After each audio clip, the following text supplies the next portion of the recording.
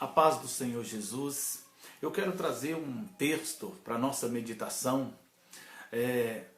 porque eu tenho observado a necessidade, a carência de guerreiros para estar envolvido na obra de Deus, no projeto de Deus na terra nesses últimos dias. E eu tenho observado que muito tem crescido o número das guerreiras, conforme o Salmo 68 fala, que nos últimos dias ia levantar essas atalaias, ou seja, o ministério da mulher. E muitas vezes esse ministério é criticado.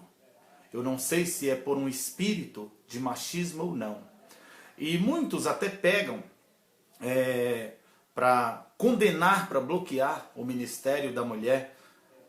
Muitas vezes está usando um texto que Paulo fala em Timóteo.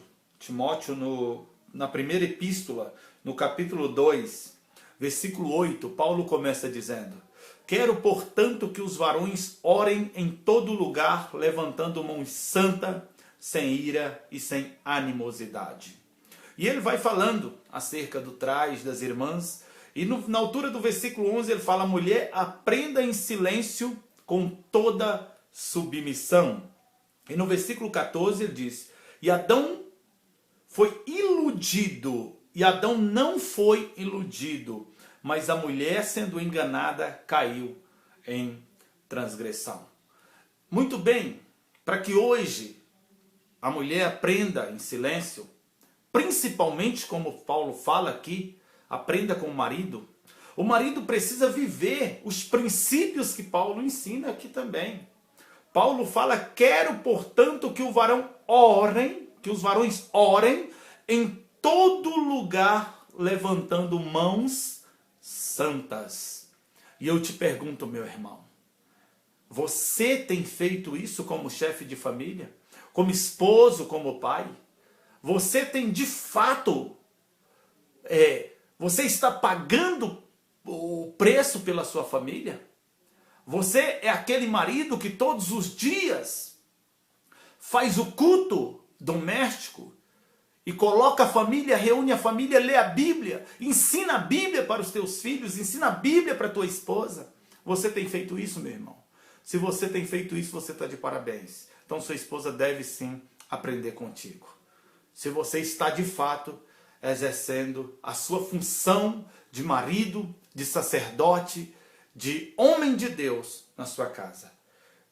Aí, se você estiver nesse exercício, você pode exigir que a mulher viva o versículo 11, aprendendo em silêncio. E Adão, aqui a Bíblia fala, Paulo fala, que Adão não foi iludido, mas a mulher foi iludida sim, eu concordo. Mas você sabe por que Eva foi iludida pelo diabo? Foi enganada pelo diabo? Porque no momento que Eva estava só, no momento talvez da solidão, no momento talvez que ela precisasse do seu esposo ao lado, na hora do ataque do inimigo, o marido, que o seu papel principal é proteger a esposa, guardar a esposa, cuidar da esposa, Adão estava longe. Porque se Adão estivesse próximo, Eva jamais teria sido enganada. E é isso que tem acontecido. Hoje, o marido que é para ser companheiro, que é para ser amigo, infelizmente tem violado esse princípio. E hoje tem muitas famílias indo à destruição por causa desse princípio que está sendo violado. Por isso Eva caiu em cilada. Porque na hora que ela precisou do marido, como defensor, ele não estava por perto. E você, marido? Será que você tem feito isso? Será que você, no momento que a sua esposa mais precisa de você, onde você está? Começa a refletir. Eu louvo a Deus pelo ministério da mulher, porque hoje eu fico observando, vai num círculo de oração de uma igreja. Quantos homens frequentam culto de oração de uma igreja? Quantos homens frequentam a maioria dos cultos das igrejas? Poucos. A maioria Hoje eu posso dizer que 70% 80% dos bancos das igrejas são ocupados pelas as mulheres, pelas irmãs. Essa é a grande verdade. E elas, quando pega para fazer, pega de verdade, paga o preço, é na intercessão, orando, clamando.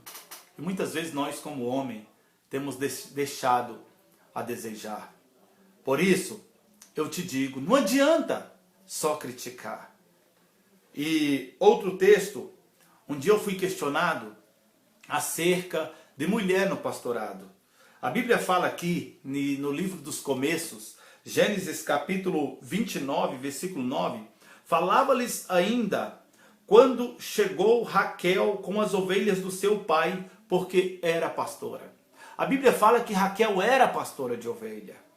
Então Raquel, já nos começos, uma mulher, e solteira até esse momento, estava exercendo o pastorado.